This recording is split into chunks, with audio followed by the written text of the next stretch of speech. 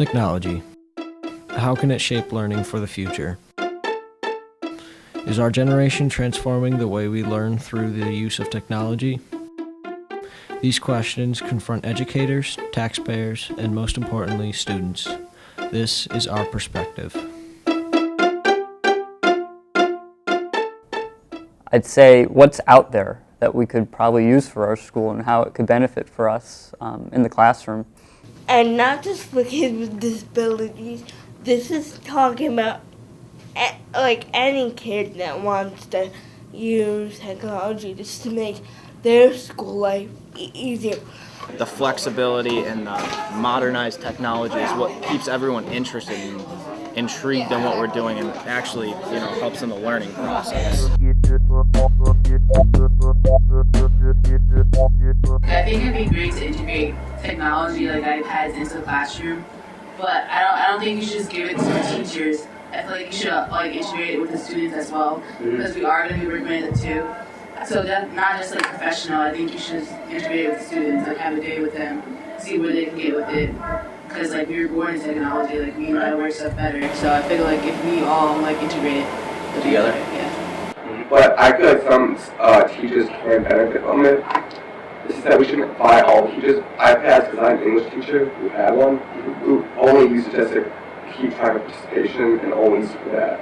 Other than that, it's sat on the desk and didn't do anything. I definitely think technology should be implemented in classrooms for different technology for different classes, because even the Mimeo, it really didn't work in many classes and most teachers don't use it, but there's one in every room and it's kind of pointless.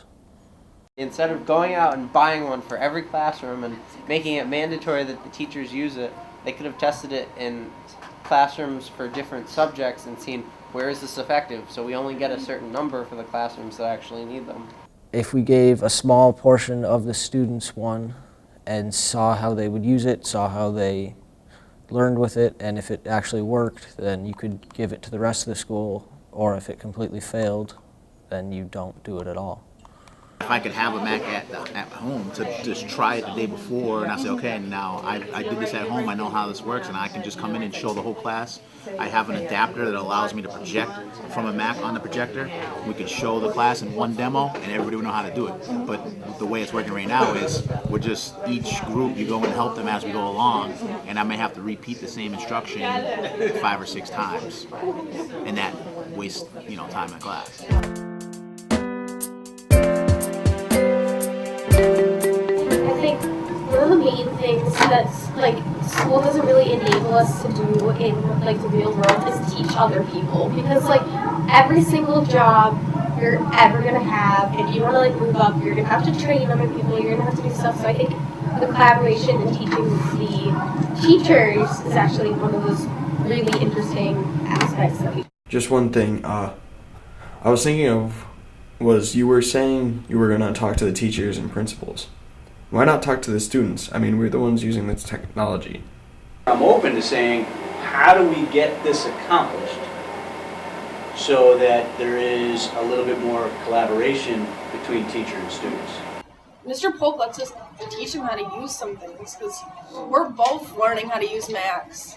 Last year I maybe had 2 or 3 students in each class that had a Mac, so we all were learning together. So as other students discovered certain elements and aspects about using the software, they shared that with the class, and I learned from them.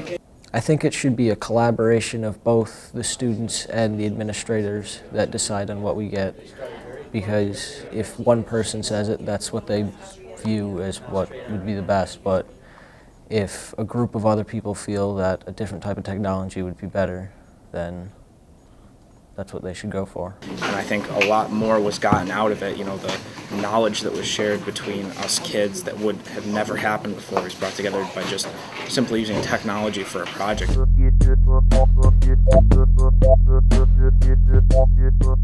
Technology would be good because, going forward in the future, technology is going to be a big part of our lives. It is today, and it's only going to get more and more part of our lives. So if we learn to use it earlier on, we'll be better off in our future.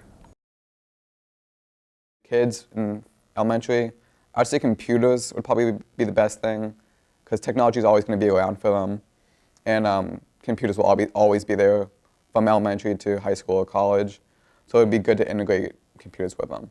One of my cousins, she goes to school in Northampton, in that area, and there's like a Mac program through her school, so she gets like a discount, and she takes notes for all of her classes on like a Word document, and she just like prints them out and studies them, which is different from what I have to do, which is I take hand notes and then I usually type them up after. I think it's going to be different.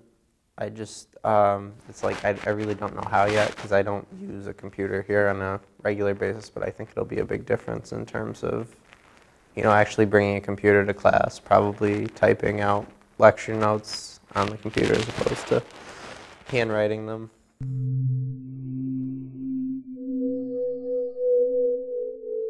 I do bring my laptop to school on a weekly basis for typing up documents or research, and I have a resource time that I do use, also an exploratory time as well.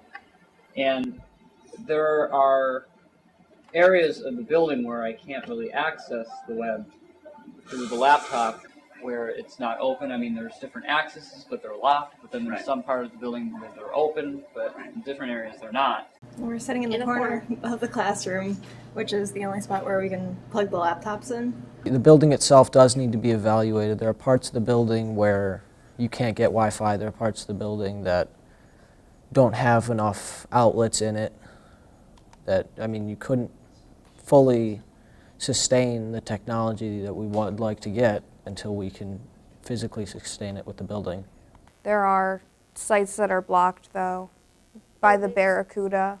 I would be a big fan of bringing your own device, if possible, because Barracuda right now blocks some websites. Some of the software we have right now is not up to date. Because some of the computers are like kind of old, so they're not like updating anything for the computers. And if I bought my own laptop, it'd be new, software would be new, it'd be quicker than what we have now, more applications I could put on it, be more personalized.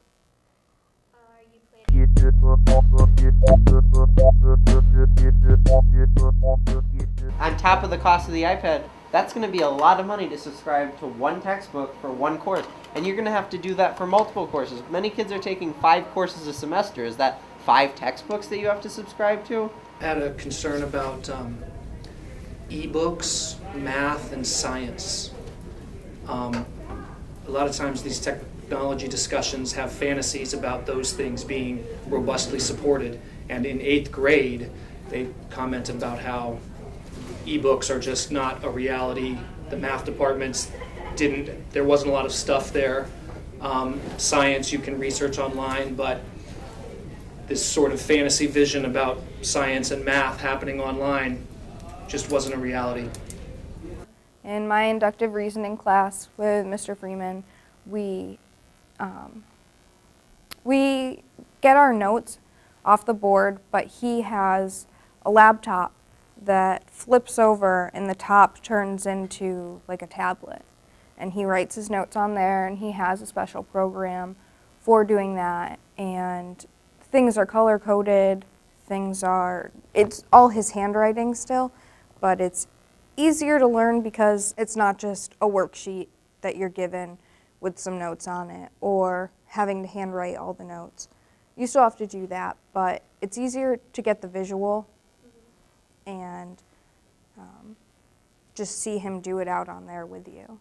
My Calc 2 course at Stick, each kid got a tablet PC handed to them during the class, which was nice because we took notes on it. We were able to hand in homework on it through email directly to the professor or to the teacher. It was kind of a cool thing to do. I don't see how it could not be helpful, especially using that because you can save the notes and whatnot, and they're always there in case somebody needs it.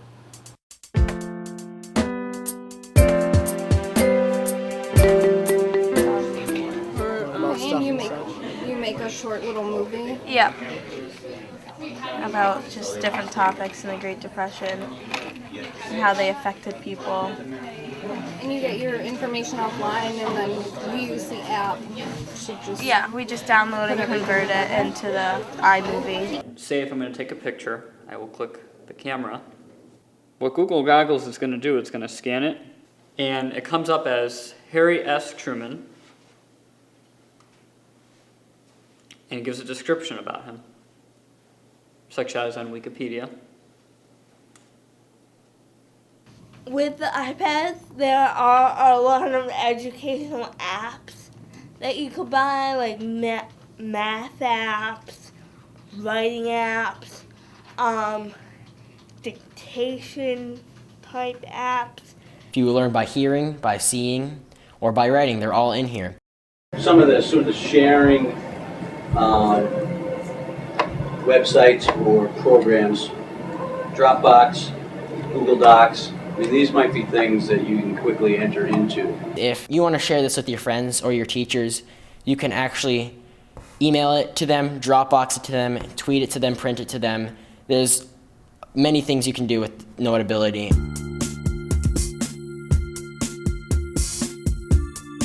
It was a really good learning experience, and I realized a whole new sector that I could use, or a whole new way I could communicate information to people that I never had before, and it was, I don't know, it was really cool for me. I mean, I'm probably going to remember this project for the rest of my life. It was life-changing. You know, as silly as that seems, I didn't know what I was capable of or what I could really do. My favorite part of this project, I think, would be talking to other people on their point of views, on how they would like to integrate new technology into our schools, and what good use we can get out of it to its best advantage. I feel that technology should be at the same pace as the rest of the world.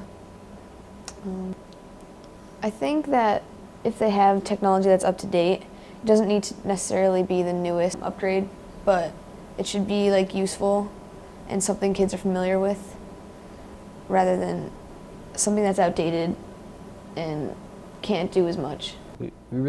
We shouldn't put this off any longer, because everything's advancing around us, technology, and we don't want to be left behind.